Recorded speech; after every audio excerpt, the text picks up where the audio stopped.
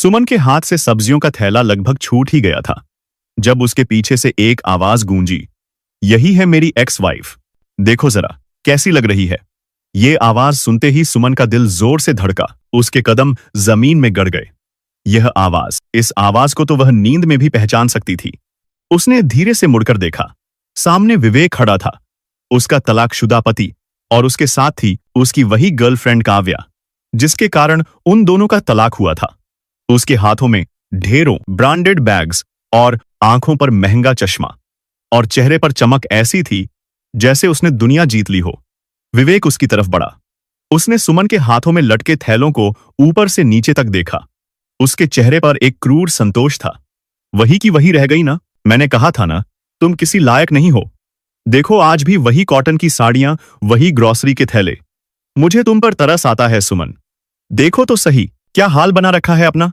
विवेक ने बनावटी सहानुभूति से पूछा। वैसे मैंने तो सुना था तुम शहर छोड़ गई हो, पर तुम तो यहीं हो, और लगता है हालत पहले से भी ज्यादा खराब है। काव्या ने अपना कीमती चश्मा नाक पर टिकाते हुए कहा। तो ये है तुम्हारी एक्स वाइफ? विवेक हंसा। हाँ काव्या, मैंने तुम्हें बताया था ना, ये औरत मेरे स्टेटस और एम्बिशंस के साथ कभी मैच नहीं कर पाई। एकदम थर्ड क्लास। सुमन चुप रही। वह जानती थी कि बहस करने का मतलब कीचड़ में पत्थर फेंकना है। विवेक ने अपने बैग से एक सुनहरा चमचमाता हुआ कार्ड बाहर खींचा और उसके हाथ में थमाते हुए कहा, लो, मेरी और काव्या की शादी है अगले हफ्ते, ग्रैंड हयात में, आना जरूर। तुम्हें देखना चाहिए कि जब लाइफ में सही चॉइस की जाती है तो इंसान कहां पहुंचता है। फिर उसने काव्या की कमर पर हाथ रखा और उसकी आंखों में देखते हुए बोला, यही है मेरी मंगेतर, स्टाइलिश है ना, बिल्कुल मेरे टाइप की, इसे कहते हैं क्लास। काव्या ने हंसकर कहा, जरूर आना सुमन, दावत बहुत लजीज होने वाली है। तुम्हें तो शायद ऐसा खाना नसीब भी ना होता हो। दोनों जोर से हंसे। वह हंसी सुमन के कलेजे को चीर गई। उसने एक गहरी सांस ली और कार्ड पढ़ने के बाद विवेक की आंखों में सीधे देखा। उसकी आवाज में न गुस्सा था न कंपन, एक आत्मविश्वास था। बधाई हो विवेक, जरूर आऊंगी। पुराने रिश्तों की एक आखिरी रस्म तो निभानी ही पड़ेगी। विवेक को उम्मीद थी कि सुमन को जलन होगी, लेकिन उसकी शांति ने उसे थोड़ा असहज कर दिया।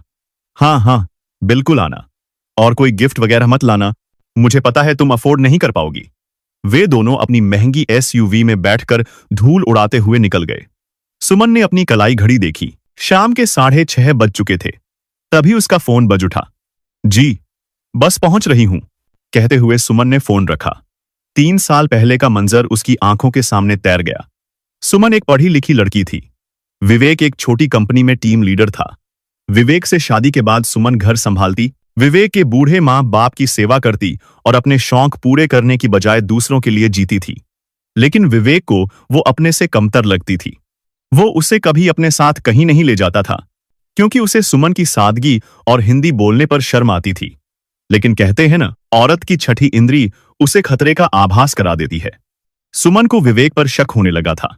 विवेक का देर रात घर आना, फोन पर सीक्रेट पासवर्ड लगाकर रखना और छोटी छोटी बातों पर सुमन को नीचा दिखाना।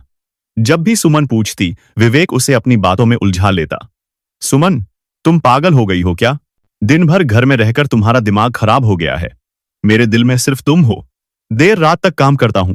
किसके लिए? सिर्फ हमारे भविष्य के लिए। सुमन, जो उसे देवता मानती थी, खुद को ही दोषी मानकर चुप हो जाती। फिर वह शाम आई जिसने सब बदल दिया।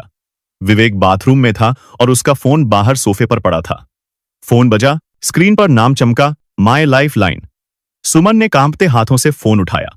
दूसरी तरफ से एक लड़की की आवाज, डार्लिंग, कब आजाद हो रहे हो? तुम्हारी उस गंवार पत्नी से छुटकारा कब मिलेगा तुम्हें? सुमन के पैरों तले जमीन खिसक गई। तभी विवेक बाहर आया।